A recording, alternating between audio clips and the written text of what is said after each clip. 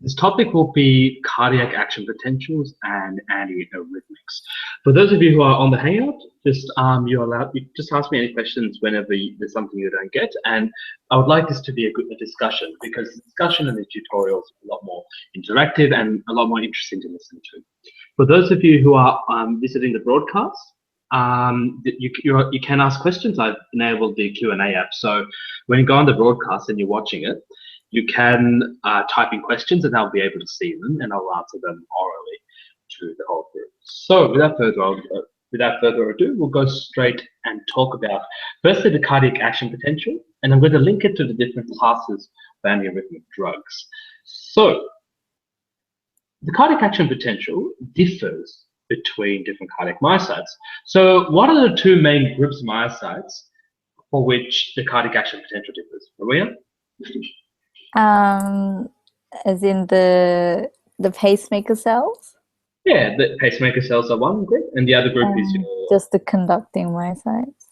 Yeah, just your actual atrial and your ventricular myocytes. Yeah. Cool. So, if I were to draw a graph of the action potential with the vertical axis being the voltage, membrane voltage, and the horizontal axis being time, so same thing here. Okay, so what is the resting membrane potential in a regular ventricular myocyte? Not very good with my physiology. That's fine. That's what I'm doing. Negative 90? Yeah, negative 90. Yeah, good. See? Is that the same as normal cells? Yeah, it differs between cells. It's around minus 70, minus 90, around that region. Okay. In yours, it's negative 17. Cardiac myocytes are negative 90. Cool. Okay. Yeah. So yeah. So again, this is why I'm doing all this, so I can link our physiology knowledge to clinical medicine, and this is excellent revision for the buyer. Yeah. The earlier you start, the better. If you keep revisiting your knowledge, your revision won't be as difficult when you actually go into the end of fourth year, which is where I'm going into now. Okay, so the regular cardiac myocyte is just trundling along and doing its own thing. Now, what I'm going to do is I'm going to draw a schematic. I'm just going to draw a little cell, a little cardiac myocyte, like this. And this is your bread and butter cardiac myocyte. What sort of channels would you expect to see in a ventricular myocyte? Voltage-gated sodium channels. Good, yeah, NABs. Yeah, NABs. So voltage-gated sodium channels. And potassium channels. Good, yeah, we see voltage-gated. Yep, we see potassium channels. You also see some. Yeah. What's the last one? Sodium potassium ATPase. Oh yeah, so the sodium potassium pump. Yeah, I'll just draw that here. Oh, okay. No, that's good. Sodium potassium pump is integral to the function of the cell. What's the last one? Calcium. Calcium, good. Voltage-gated calcium channels, yeah? Yeah. Good. So you've got it. So sodium channels, calcium channels, and potassium channels. Now, here's a bit of a quiz question. In the resting state, a regular cardiac myocyte, all your voltage-gated channels are closed. To which of those three elements is the cardiac myocyte most permeable? Potassium? Yeah, exactly, by far, which is why the resting membrane potential of the cardiac myocyte is almost equivalent to that of potassium. Okay. Yeah? Mm-hmm. That's why there's a lot of potassium inside the cell, not much potassium outside. There's a lot of sodium outside the cell, not much sodium inside, etc. But the cell is selectively permeable to potassium in the resting state, which is why we have a significantly negative voltage. Mm-hmm. Yeah? Is it all coming back to you? Slowly. Okay, let's extend that concept, because this is quite conceptual, this section, and this is a good opportunity to revise some year 1 and 2 stuff. So let me just change my color. I'll go back to black. Do you remember this sort of equation? So the equilibrium membrane potential is equal to, now let me just make it black. Equilibrium membrane potential is equal to the conductance of potassium times the, does this look familiar to you? A little. It's okay, I'll explain each of these, what these mean. Yeah. Because these symbols make things look a lot more complicated than they really are. Okay. So, what these are, these three E's, what they basically mean is that if your cell was only permeable to potassium, the membrane voltage would be this, say -90, which means this shows that there's a lot of potassium inside the cell and not much potassium outside the cell, yeah? So there are, I'm going to give a ballpark value here. It'll be off, but this is just an example, yeah? Sure. Now there's a lot of sodium outside the cell and not much sodium inside, yeah? Yeah. So it's like around 120 plus. That's what it means. Okay? Which means that if the cell were only permeable to sodium, if there's a lot of sodium outside the cell and not much sodium inside the cell, sodium will tend to diffuse into the cell, yeah? And again, for calcium, it's about something around there. I can't remember the exact values. Okay? Yeah. Now, the important thing here is that the resting cell is permeable to all of these three substances. So you could say that the equilibrium membrane potential of the cell is equal to an average of these three. Would you agree with me? It's a weighted average. So, because the conductance of the cell to potassium is much higher than these two, this will be significantly more weighted, which is why the resting membrane potential in a normal cardiac myocyte is about -90 millivolts. Okay. So it's very close to this -100 because this has a much higher weighting than these two. Yeah. Yeah, with me? Brilliant. Okay, so what happens in this cardiac myocyte? These are voltage-gated sodium channels, which means that when you depolarize the membrane a little bit, these channels will open. When that happens, now this is just like in a neuron, okay? So what happens is this myocyte is connected to other cardiac myocytes, which themselves will be triggering action potentials, yeah? When an action potential is propagated, okay, that's the eraser. When an action potential is propagated to the cell, you have a bit of a trickle of sodium ions flowing. Cool? So a triple. You have a trickle of sodium ions flowing in from the previous trickle of sodium. Sorry. What did you hear me say? I don't know, a triple sodium something. Trickle of sodium. Yeah. So that will depolarize the membrane a little bit. When this membrane is depolarized enough, these channels will open like crazy, and you have a massive influx of sodium ions into the cell, and you get what we call phase 0. It's called phase 0. Coming back to you? Yes. What happens afterwards? Sure, what happens afterwards? And then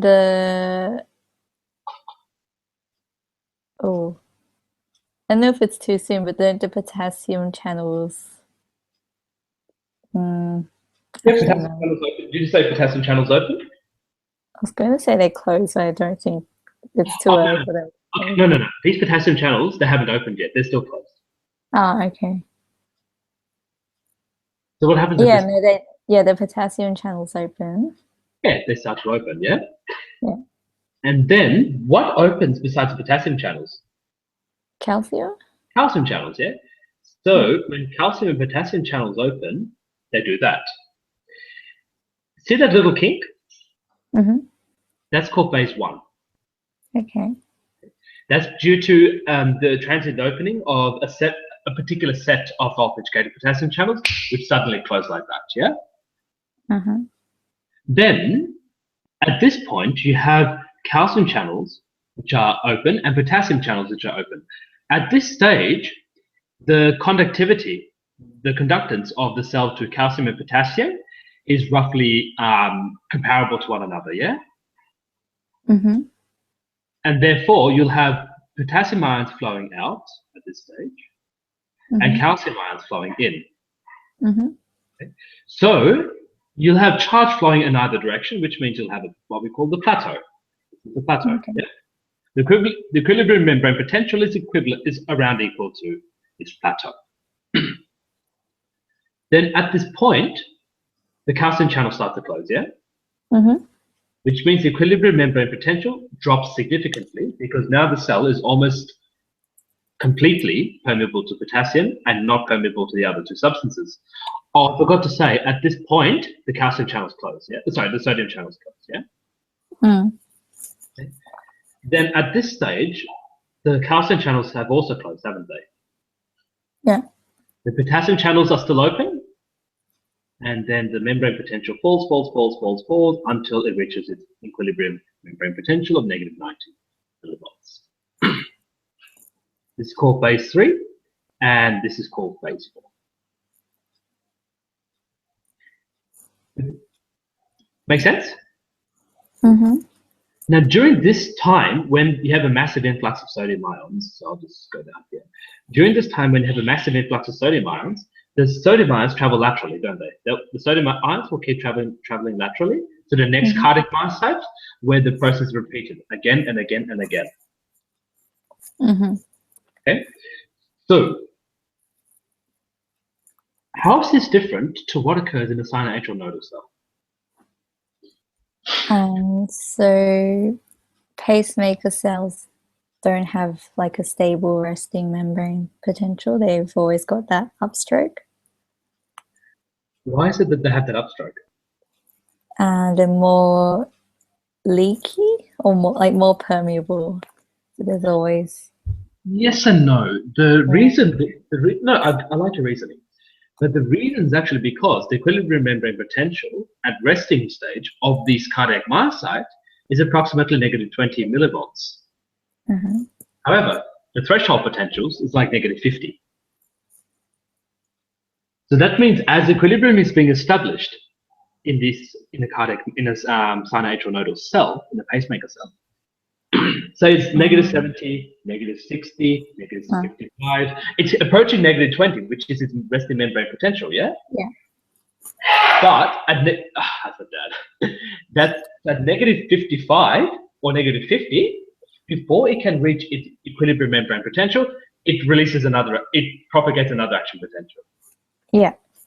Yeah. So it's means trying to reach its equilibrium. Never reaches equilibrium because when it tries to reach equilibrium, it generates another action potential. Yeah. Okay. So what sort of channels would you expect to see in these cells, pacemaker cells? Calcium? Calcium, yeah. Calcium channels, CABs. Just once of my neurophysiology lectures back in second year. First year. Yeah, CABs. Potassium. Yeah, potassium channels, good. Just like in these cells. What else?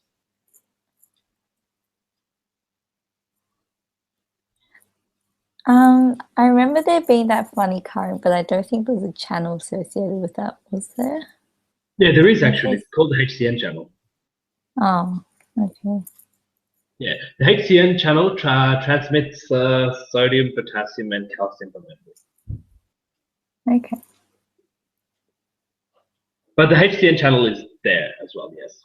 It's partly responsible for the fact this equilibrium -20 membrane potential. This is partly responsible for that. And there's one more. Is there sodium? There are sodium channels. You are right. There are sodium channels. But the sodium channels are permanently inactivated.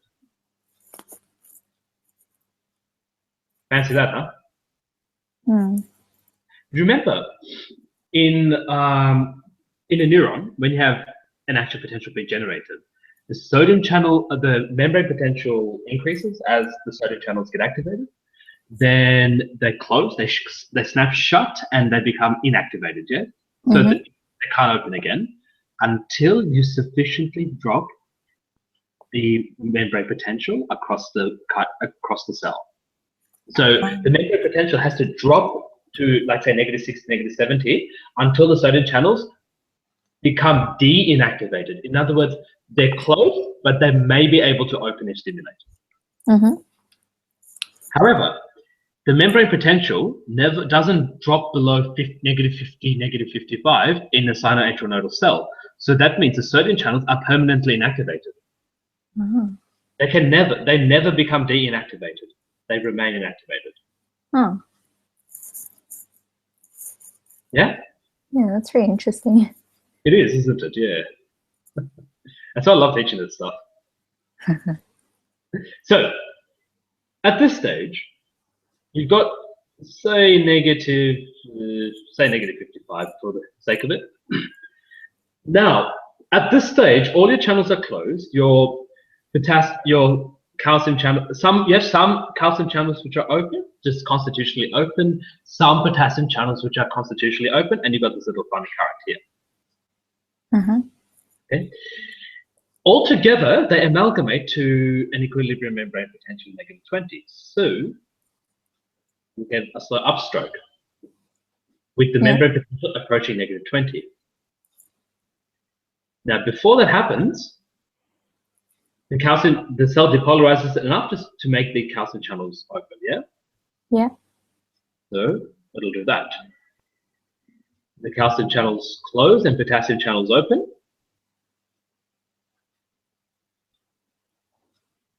And then back to the upstroke.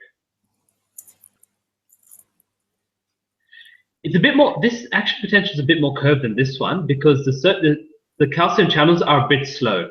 They're a bit slow to open, and the calcium current is not nearly as fast as the sodium current here, which is why the character is a bit like this, yeah? So this is the upstroke. Make sense? Yeah. Now, out of curiosity, do you know a drug that can block this channel? The HCN channel? Yeah, the funny current channel, yeah. No, I don't. I might have mentioned it in my lecture, Ivabradine. How do you spell that? Just let me find a good card. Yeah, Ivabradine.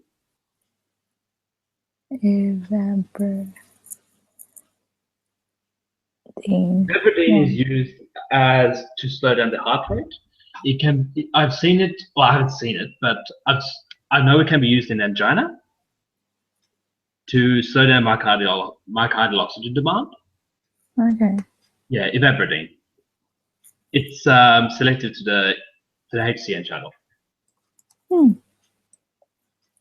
That's pretty cool. I like how, you know, like, we're always finding new drugs to target new things. Pretty amazing. Okay, so now back to this. Thanks, by the way. So let's talk about endogenous control of these action potentials. So let's talk about the sympathetic and parasympathetic modulation of these action potentials. So let's talk about the parasympathetic nervous system by means of its muscarinic receptors. The parasympathetic nervous system opens potassium channels. Okay, so these potassium channels are not voltage gated. These are just other types of potassium channels which open upon muscarinic stimulation. So what do you expect to happen to the resting membrane potential?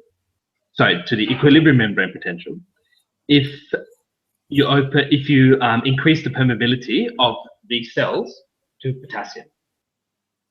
In the pacemaker cells? Yeah, in the pacemaker cells. So the upstroke would be steeper? If you open more potassium channels? Yes. What's your reasoning? You're increasing the influx of potassium into the cell? Potassium flows outside the cell. Oh, all right. No, sorry. Yeah. Okay. So you're making it more negative then. Yeah. Actually, now that I mention it, I think my diagram's a bit misleading. I should put this in. Hold on. The arrow. Yeah, I just realized, yeah. I was a bit careless. Yeah, so That's right. yeah, we'll make it less steep because remember potassium, yeah, so if you increase the permeability of the cell to potassium, the cell will tend to be more hyperpolarized than it should be. So the equilibrium membrane potential, instead of the target potential being, say, -20, it'll be, say, -30 or something, for example. So the upstroke would be a little bit less. Which is why, so if the upstroke's a little bit lower, it takes more time for each action potential to occur, which is why parasympathetic stimulation causes bradycardia. Mm. Because this upstroke takes a lot longer to occur. Yeah? Yeah. Now, sympathetic stimulation by means of which receptors? Adrenergic. Yeah, so which type of adrenergic receptors? Beta-1. Beta-1. Yeah, beta-1 receptors. Good. So adrenergic stimulation by beta-1 receptors causes a couple of things. It causes the upregulation of the funny current and calcium inflow.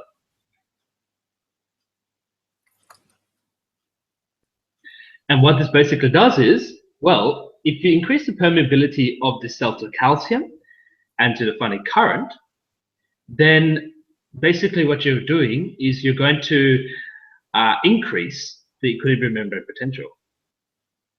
And when you increase the equilibrium membrane potential, this upstroke is going to be steeper, isn't it? Yeah. And when the upstroke is steeper, the cell doesn't need as long a time to depolarize. So that means your action potentials will occur more frequently and you get a tachycardia. With me so far? Yeah. That's good to hear. Okay, no worries. Now, moving on. So we've talked about endogenous physiological causes of changing the heart rate or changing the action potential.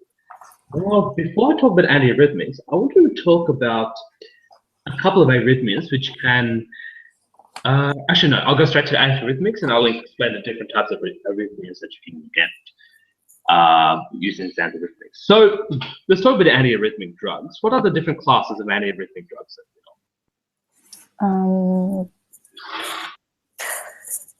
Oh no, I've forgotten the first one. Hold on, wait. Sure. There was a way of remembering where it was like something sunblock, with the third class being sodium channel blockers. Sodium channel, yeah. So how many classes of drugs are there? 4. 4 classes, yeah, 4 classes. Yep. So you have class 1, class 2, class 3, and class 4, yeah? Yeah. Good. So of these drugs, so which ones were the sodium channel blockers? Three. Which ones were the sodium channel blockers? Was it 3? Oh, I might be getting that confused with something else now. Okay. So the sodium channel blockers are your class 1. Oh, okay. Potassium's class 2. 3. Potassium's class 3. Okay, no, okay. The way I remembered it is wrong then. No, don't worry about it. That's why we're doing this, so we can go over and revise all this, yeah? No worries. Yeah. Don't stress. I know they're beta blockers. Oh, okay, class 2, yeah. These are calcium channel blockers. Okay. Okay. And you can see the mechanism of action of each of these types of channels, right? So, for example, what are some examples of class 1 antiarrhythmics?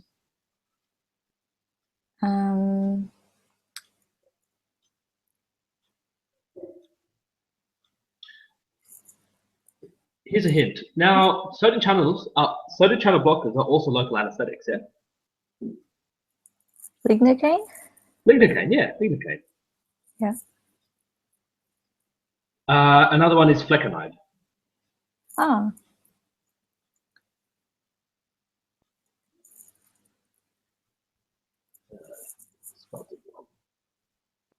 I'm not usually one who misspells stuff. Flecainide. So lignocaine and flecainide. There are others such as diazepyramide, which we don't tend to use very much, as well as quinidine. These are just other types of class 1 antiarrhythmics. The main ones that we use are lidocaine and flecainide. When do we use flecainide? Which kind of arrhythmia do we tend to use flecainide?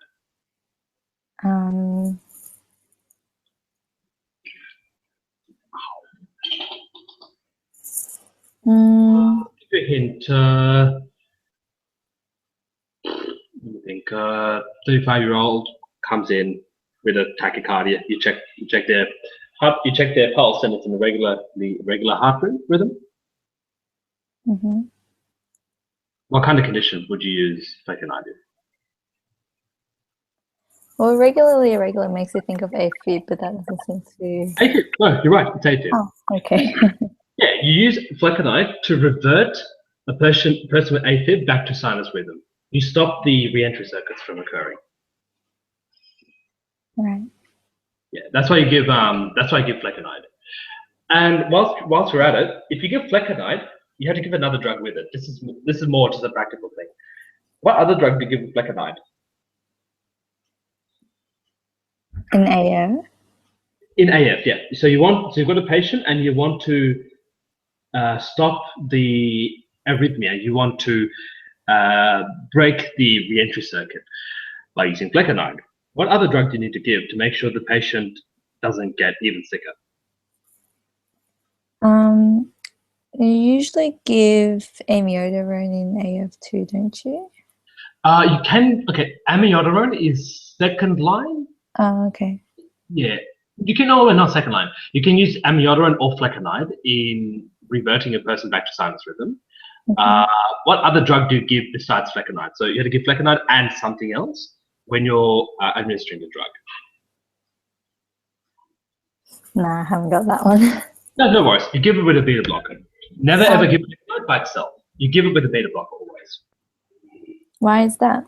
Because for some reason, and I actually don't understand why. Sure.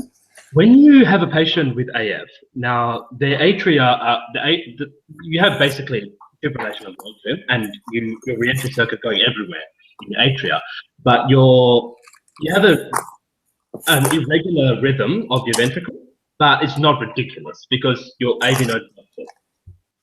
Because your AV node has slowed conduction, yeah? Yeah. If you give them just flecainide, there is a chance that you get the AV node to actually conduct every impulse that goes from the atria. So the heart rate can inadvertently go from say 140 irregular to about 300. Oh. So that's the danger, and then they go into basically VT. They basically go into cardiac arrest. Okay. Yeah.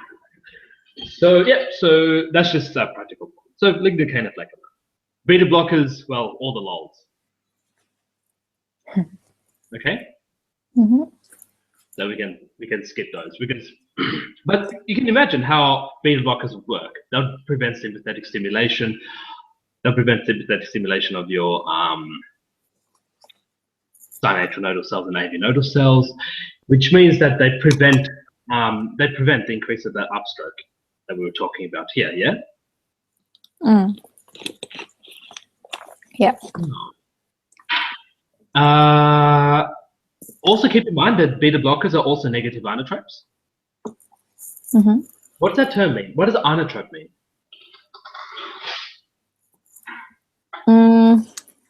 Like to do with the pacemaking of the heart? Oh, no, you're talking conotrope. So inotrope refers to the cardiac muscle. Okay. Conotrope refers to the pacemaker cells.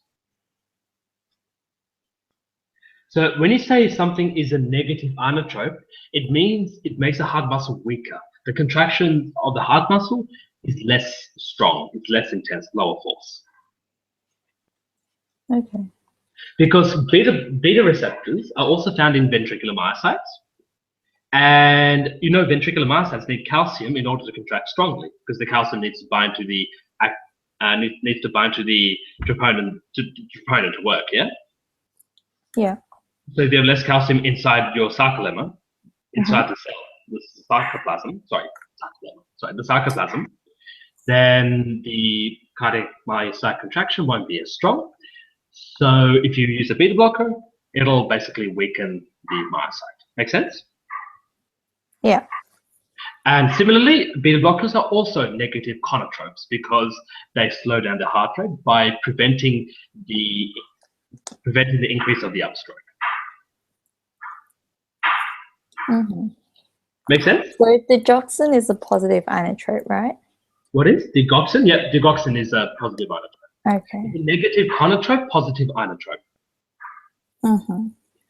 Keep that in mind, because I'll talk about digoxin a bit later, because it is a very interesting drug. But we'll just finish these classes first. Sure. So, yeah. So potassium channel blockers?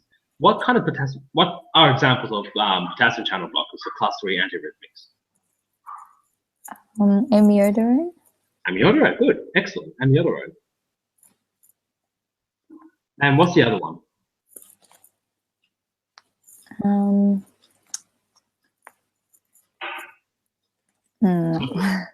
Not a lot.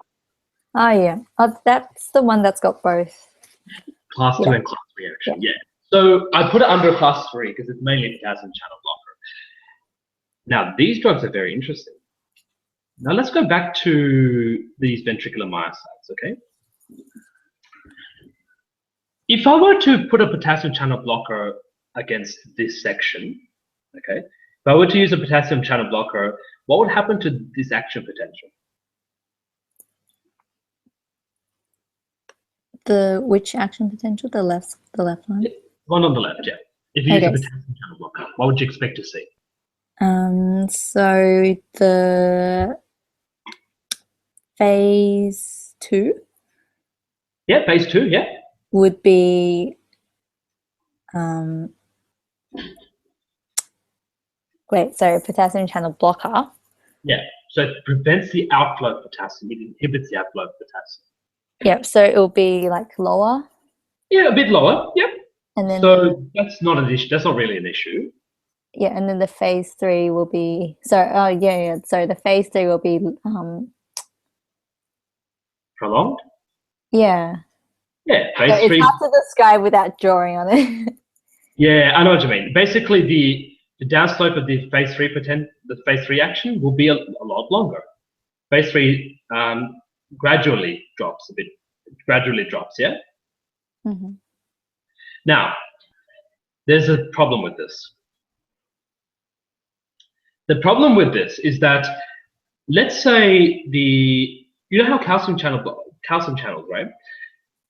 Calcium channels open around here, and they remain open, and then they shut around here, yeah? Yeah. They de-inactivate from my understanding, a time-dependent mechanism. Which means that, say, calcium channels, they may potentially open again, say at this region, yeah? At this time.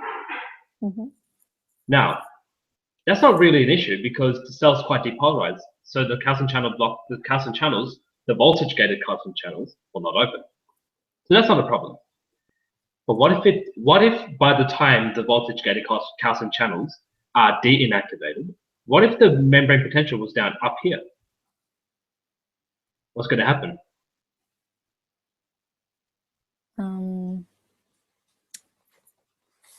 So the cell's depolarized and the calcium channels can potentially open.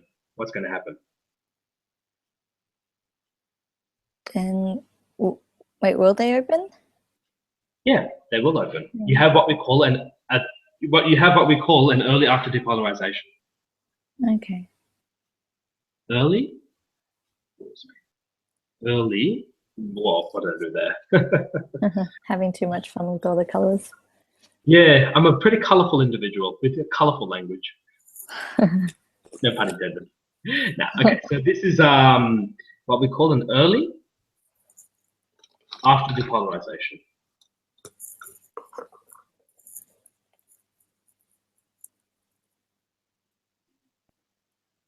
And this can propagate an action potential. This can actually generate an action potential if I depolarize it enough. It will lead to another action potential. And you effectively get an ectopic beat. Okay, what just happened? Okay. Oh. I think I just, oh no, you can still see it? Brilliant, okay. Oh no, I'm seeing you at the moment. Then me, great. That's the word doc. Okay, hold on. That's all right. Doesn't matter. It's just a bit of me in my home clothes. All right. Yeah. Okay. So can you see that? I think I rested my hand on the tablet and then it just didn't. Okay. Now, so you can see that, yeah? Yeah. So that was from the potassium channel blocker, or were we onto the? Yeah, this is the potassium. So the potassium channel blocker will cause this. Yeah. The calcium channel, the voltage-gated calcium channels deactivate over here. Yeah. And then that leads to the upstroke and a potential ectopic beat, or potentially multiple ectopic beats. Okay. You know, and if this happens, if you have this sort of thing going on, what do you see on the ECG? An early after depolarization. So you have a prolonged ventricular contraction. What do you see on the ECG? Is this the wide QRS? A broad QRS complex? No. So the broad QRS, so no, you don't get a broad QRS complex. The QRS complex itself, the whole thing is, the QRS complex represents all of that. The QRS complex represents all of this occurring throughout the heart at different times, which is why it's a complex. This event corresponds to what part of the ECG? T wave? The T wave. So there's a big gap between the QRS complex and the T wave. What do we call it? QT interval. QT. This is long QT. Oh. This is long QT. So amiodarone and sotalol can precipitate a long QT syndrome. In fact, sotalol is notorious for long QT, not amiodarone so much.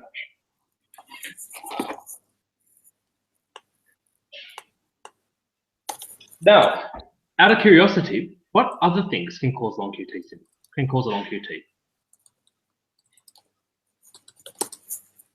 I know there's like a congenital long QT thing. Yeah, there's a congenital one. Yep. What else? Another medication I can't remember. What's the medication you're thinking? No, I've forgotten it. What kind of medication are you thinking? Is it antipsychotic or? I'm thinking about antibiotics, erythromycin, those sorts of drugs. They can precipitate long QTs. Yeah, possibly. I know there was a side effect for one thing, but I just can't.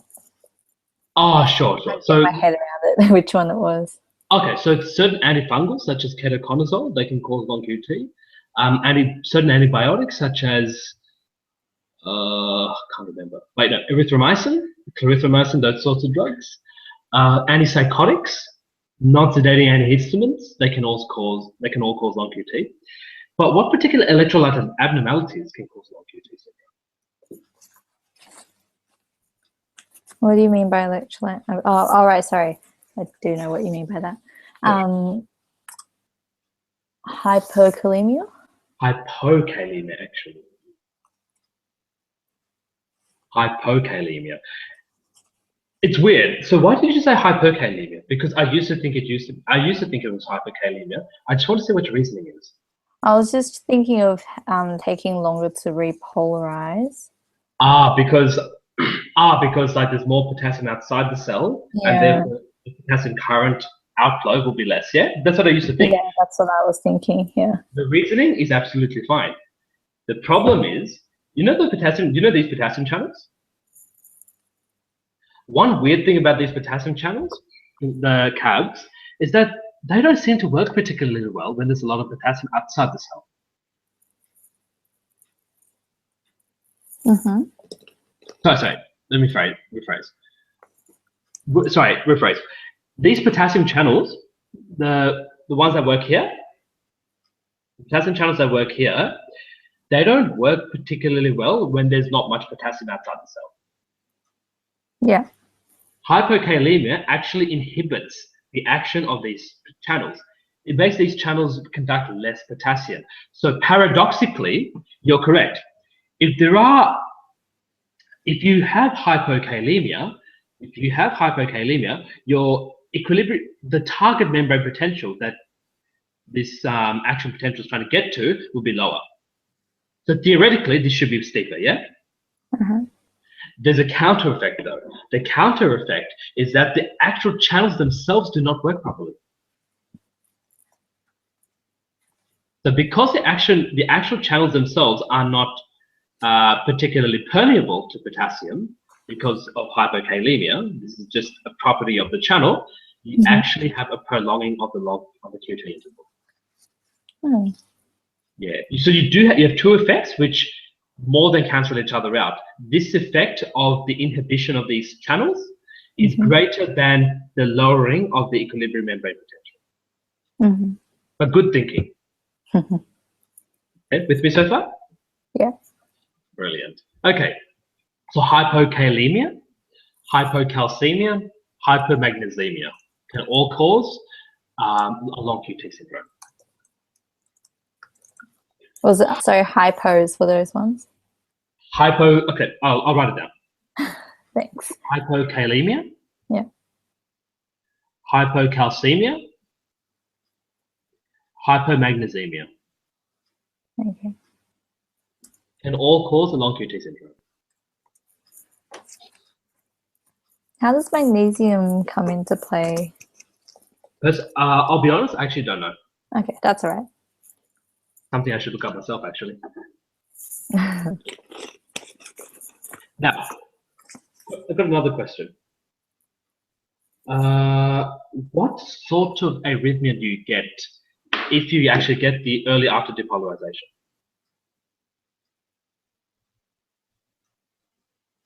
Oh, There's a particular type of tachyarrhythmia you get. It's classic.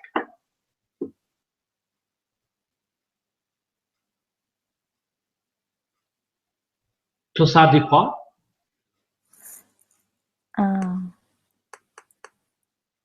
right. Like I've heard of that, but I just can't remember what it was. Oh, torsades de Poix, turning of the points. So basically, it's a weird-looking tachyarrhythmia. On the ECG, you'll see something like this. So it's a broad complex tachycardia, which tends to look like the points are turning. So it goes one way, one way, one way, one way. It starts to turn around and go the other way.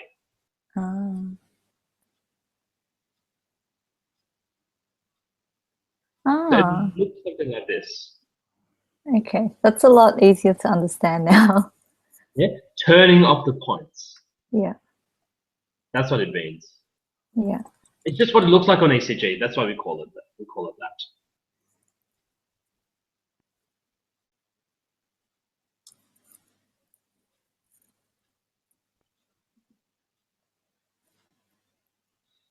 With me so far? Yeah. Awesome. So torsades de Poix, hypokalemia, long QT syndrome, torsades de Poix. Okay. What are the class 4 antiarrhythmics? Just to complete the picture. The central calcium channel blockers. Good, yeah. So the diltiazem and verapamil. Verapamil, and what did you say? Diltiazem. Diltiazem, yeah. Yeah, diltiazem. Why is it that we never want to be giving calcium channel blockers in a patient who has heart failure? Because it can decrease the cardiac output. Yeah, they're negative inotropes. Yeah. Not only are they negative conotropes, they're also negative inotropes. So beta blockers are negative inotropes. The beta blockers are negative inotropes and negative conotropes. Calcium channel blockers are also negative inotropes and negative conotropes. Okay. Okay, so why do we prescribe beta blockers in heart failure then?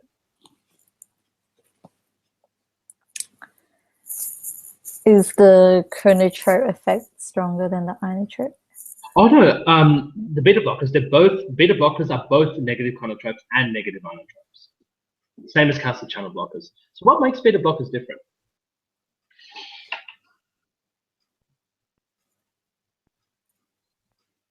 What's the purpose of giving a beta blocker in a patient with heart failure? What are we trying to do? What's the purpose?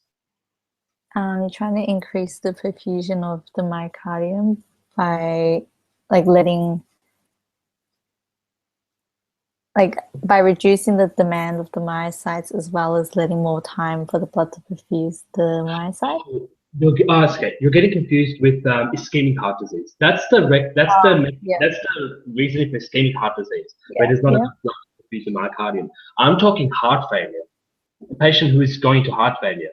Why would you prescribe a beta blocker? What's the mechanism? What's the reason? What are we trying to do?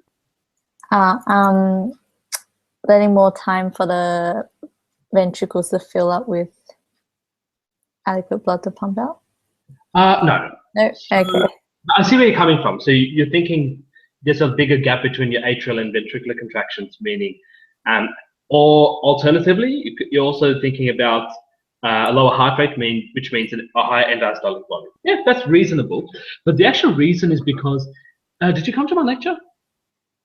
I came late to it, so it was a bit, yeah. So basically, the purpose of prescribing beta blockers heart failure is because, if you have an acute insult to the heart, and then the cardiac output drops, the blood pressure drops, you have your baroreceptor reflex work, yeah? When the baroreceptor reflex works, it works by a couple of mechanisms, one of which is sympathetic outflow to the heart to increase its contractility, yeah? Yeah. By means of beta receptor stimulation, which is good, you'd think, yeah? Yeah. In the short term, it would be good, yes. But the problem is beta receptor stimulation also causes all sorts of things in the heart, including what we call remodeling of the ventricular myocardium. When we say remodeling, what I mean by that is that the ventricular myocardium also contains collagen fibers, yeah? The collagen fibers, they change their orientation. They normally interlock in a strong, sturdy structure. But when you remodel them, they become quite horizontal, parallel to one another, which means the ventricular myocardium structurally becomes compliant. It's easy to stretch. And another thing that can happen with chronic beta receptor stimulation is that for your myocardium to work, it needs to actually have adhesions to the collagen, which neighbors the myocardium, yeah? You actually lose those connections. So the myocardium is contracting, but it doesn't pull on the collagen. So chronic beta receptor stimulation actually changes the structure of the heart, effectively. It changes the structure of the heart, which reduces its contractility later on over time. Okay. Does that make sense? So then are you trying to prevent that? Exactly, by using beta blockers.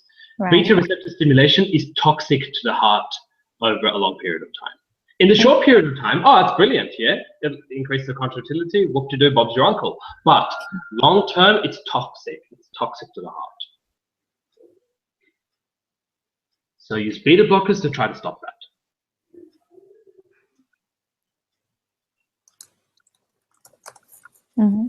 Even though they're negative inotropes and negative conotropes. Does that make sense? Yeah.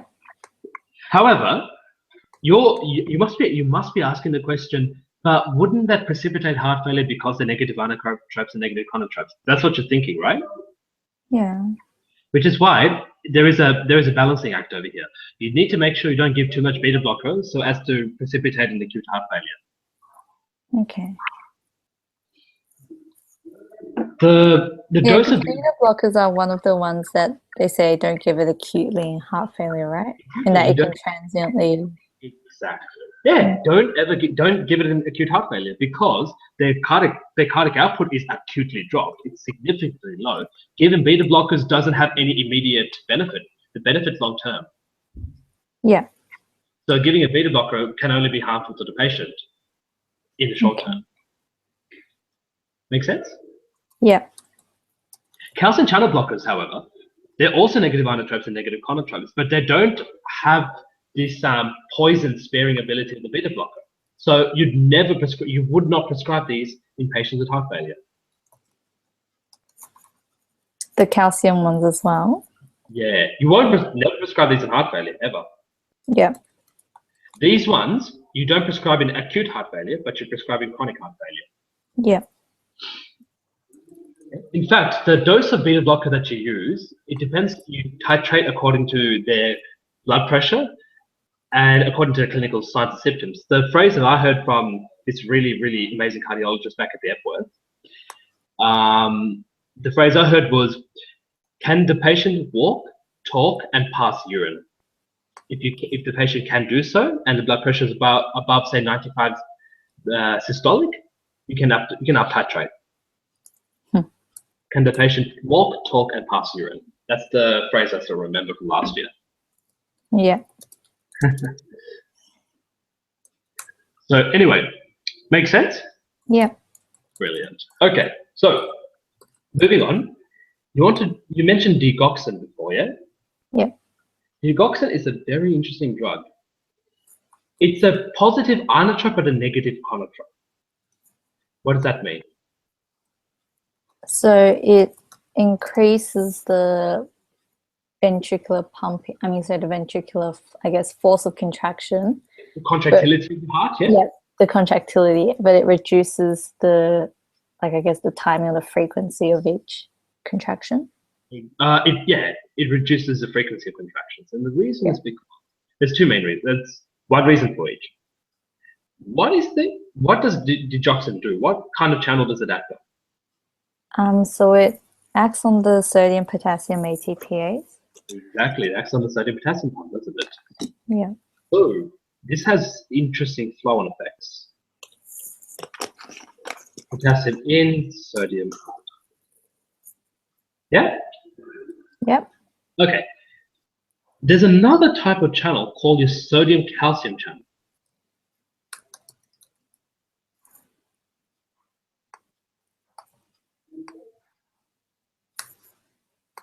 And the sodium calcium exchanger, what that does is it pushes sodium ions in and calcium ions out, yeah? Is that 1-for-1? I think so. I'm not sure. Okay, that's okay. Yeah. I don't know the exact details. Sure. Now, this sodium potassium pump, if you block it, you'll have a bit of a buildup of sodium inside the cell, won't you? Yeah. Now, that buildup of sodium inside the cell will start to inhibit the function of this pump as well. Mm-hmm. So that means sodium ions don't, if you want to look at it teleologically, then you think, okay, there's too much sodium already in here. We don't want to put more sodium into here using this channel. Yep. Okay, that's the idea. That's the teleological view of it, to remember what happens. If that's the case, then you have a buildup of calcium, don't you? Because calcium ions are not getting out. Yep. You have a buildup of calcium, and remember, calcium is essential for the pumping of the heart. Yep. Okay, for the pumping of those ventricular myocytes, which means it makes digoxin a positive inotrope. Uh-huh. Now, why does it make it a negative conotrope? It does this by means of the baroreceptor reflex. It does it by means of the baroreceptor reflex. And what happens here is that because you manually by means of using digoxin, you increase the contractility of the heart and the blood pressure will acutely rise, yeah? Yeah. The baroreceptor reflex will respond to that by increasing vagal stimulation to the SA and the AV node. Yeah. Okay, so when that happens, we have increased vagal stimulation to the SA and the AV node because remember, the vagus nerve, parasympathetic stimulation, doesn't really affect the myocytes that only really affect the SA node and the AV node, the pacemaker cells. Mm-hmm. So, and if you remember, vagal stimulation causes the upstroke to drop. Okay? It causes this upstroke to drop. Remember? Yeah. Yeah. Yeah. By opening these potassium channels. Yeah.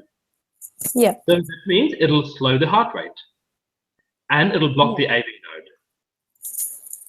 So digoxin is a negative conotrope. Mm-hmm.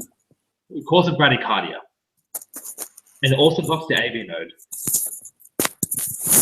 Make sense? Yep. Which is why, in patients with atrial fibrillation, there's a few modalities, there are a few different types of treatment. There is, reversion to sinus rhythm, but that's rhythm control. And then there's also rate control, where if you can't revert them to sinus rhythm, you try to slow down their heart rate by blocking their AV node, yeah? Uh-huh. Digoxin can also be used to do that. Mm. So digoxin is prescribed for patients with severe heart failure, where they need some extra contractility. They're also prescribed in patients as an antiarrhythmic, effectively. Yeah. So yeah, that's digoxin for you. Mm. Do you have any questions? No, that was very good at clearing up everything I didn't know. Yeah. That's good to hear. Yeah. Whilst we're at it,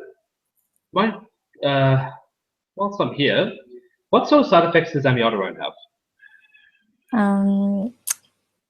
The thyroid stuff. Yeah, right? so it can cause hyperthyroidism or hypothyroidism. It's got a lot of iodine, so technically it could cause both, right?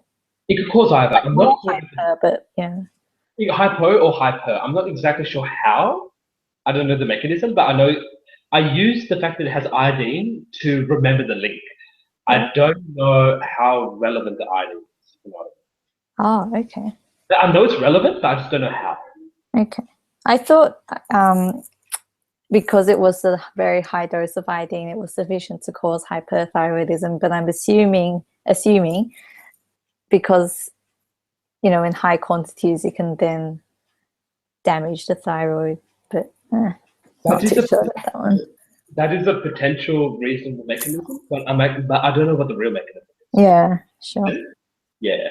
So yeah, good. So it can cause thyroid problems. Yeah. In fact, one of the cardiologists who took me for a tute, I remember him talking about a patient who had a single dose of amiodarone to revert the patient back to sinus rhythm. Patient came back and he wasn't able to get off the chair. How come? Proximal myopathy, secondary to hypothyroidism. Oh, well, it develops that quickly? Oh, he saw the patient like months later. Oh, right. Yeah. Oh. Proximal myopathy. Yeah. Interesting, isn't it?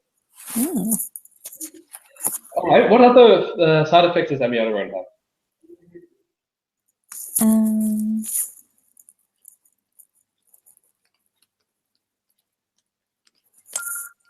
Fibrosis of the lung?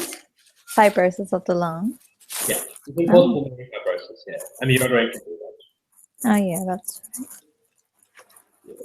The thyroid problems and fibrosis of the lung long term, it can also precipitate, as we talked about earlier, long kidney syndrome. Yeah. Which is why, were you at the lecture when I was talking about atrial fibrillation? I think so. I was talking about amiodarone and sotalol as the two main treatments for maintaining sinus rhythm. Yeah.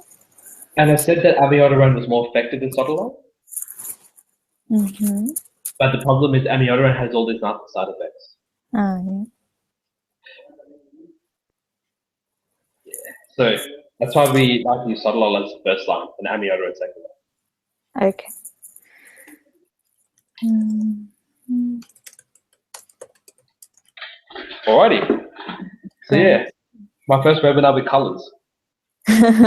Very colourful. Yeah. Well, I guess it helps people pay attention a bit more. It's easier to make things clearer. Yeah, Instead of definitely. black. Yeah. But yeah, thanks so much. I'm really sorry I have to go now. Yeah, I have to go I'm heading out, but yeah. Oh. Thanks. Sorry. worries. Yeah. But yeah, I'm sure everyone who's watching will find it helpful too. Hopefully. Oh, Yeah. Have you got a topic for next week's? I had to think of one. Okay. I thought of this topic like 2 days ago. Oh, it's a good one. Cheers. But yeah, because were you thinking of branching to non-cardio as well? Yeah, I was thinking of branching on cardio. Do you have a particular topic you wanted me to go over? I can't think of one at the moment, but if I do, I'll pop it up. Yeah, just pop it up. Yeah. Yeah. Alrighty. Alrighty, thank Leave it you. there. No Have a worries. good night. You too. Have fun. Thanks. You too. See ya. Bye-bye. Bye. So that's the end of this cardiology webinar. I hope that you've learned a lot out of this. If you have any questions, please ask me on the Facebook group Webinars in Medicine. Thank you and good afternoon.